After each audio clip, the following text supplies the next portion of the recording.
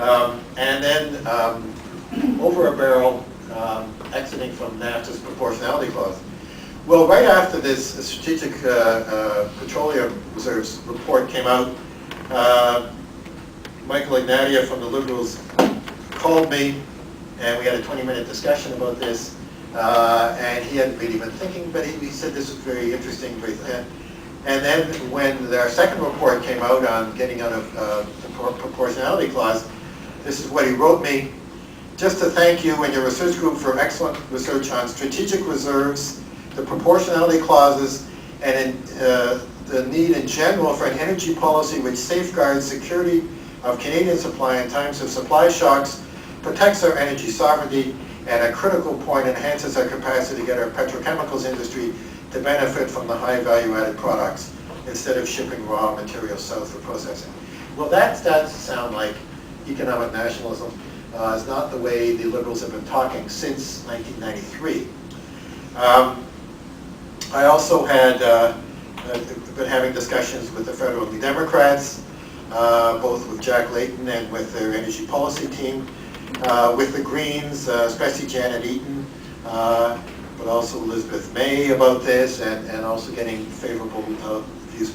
Now the Conservatives, not as much. I don't know if you remember, I don't know if you know this story, but I was invited in May of 2007 as an expert witness to the International Trade Committee to talk about the Security and Prosperity Partnership, or that basically it's a merging of Canada and Mexico into a greater America is really what it is.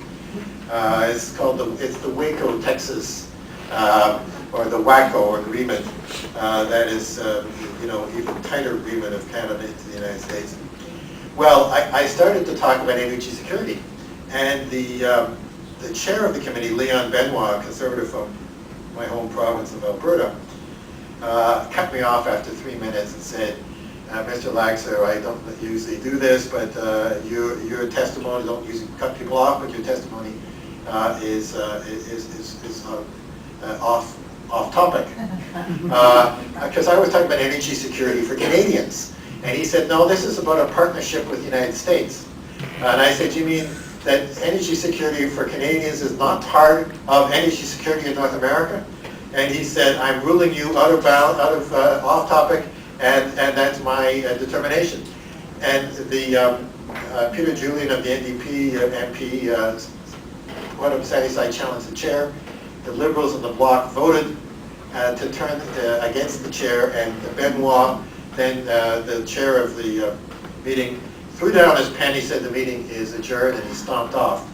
And that was the International Trade Committee has never met again on petroleum. So I shut it. But it wasn't, I was just talking about energy security today as well. It's interesting. When this report came out, Freezing in the Dark, it was page 1 news in Le Devoir, which is the most influential newspaper in the French Quebec, Francophone Quebec, and it was in the first 4 pages for 4 days running.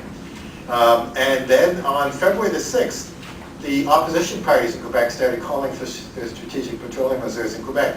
And on the very same day, I get a letter from Leon Benoit, the guy who 8 months before kicked me out of this, tried to shut me down.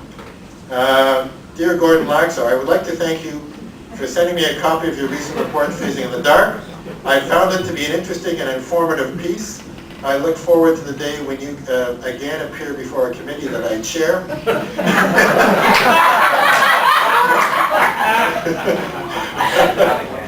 So there.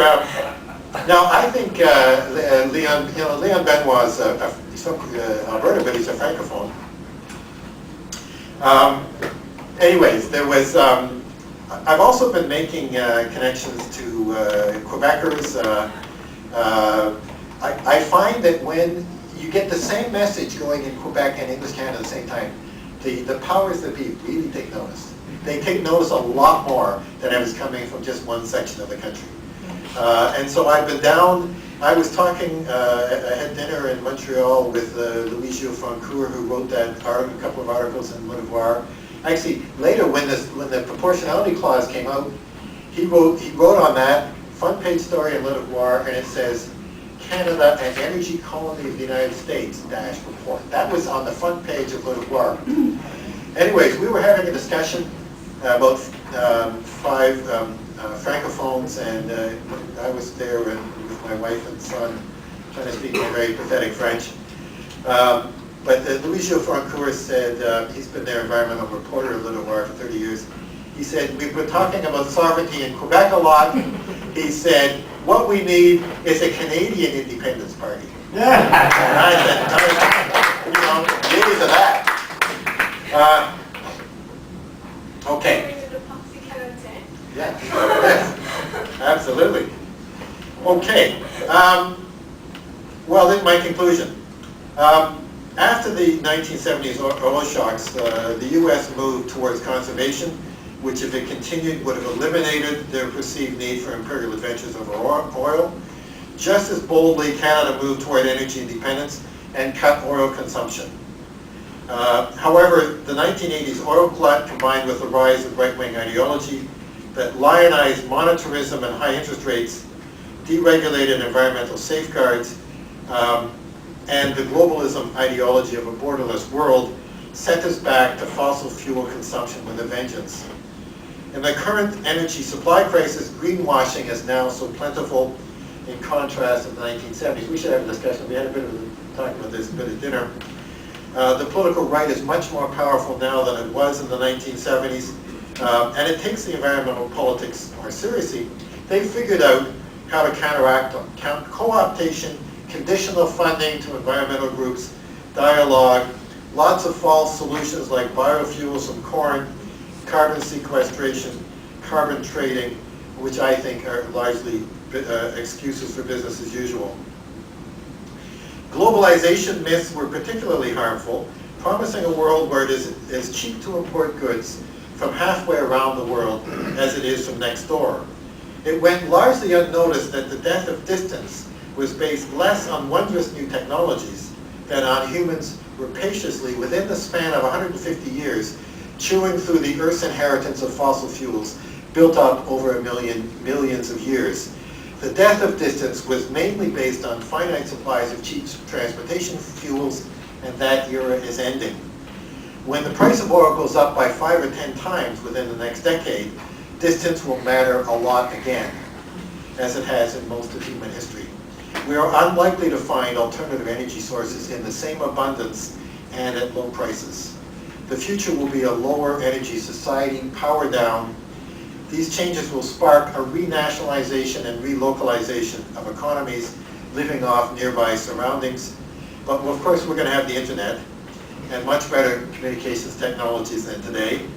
It will be less travel than face-to-face, human contact, but we'll go virtually wherever we want, or even better. Google Earth times 10. Something, of course, will be lost. The camaraderie of enjoying, sharing a meal, brushing shoulders.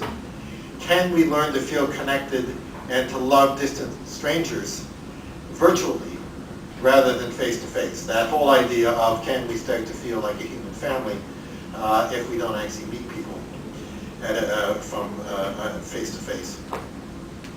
Well, we face huge challenges and the need for a paradigm shift and to think about them and to deal with them. Several epoch-changing jolts have challenged the dominant assumptions that we had unlimited amounts of energy. The response to September 11th led to an era-shifting idea that security trumps trade. The world has been rebordered in most places more effectively than ever.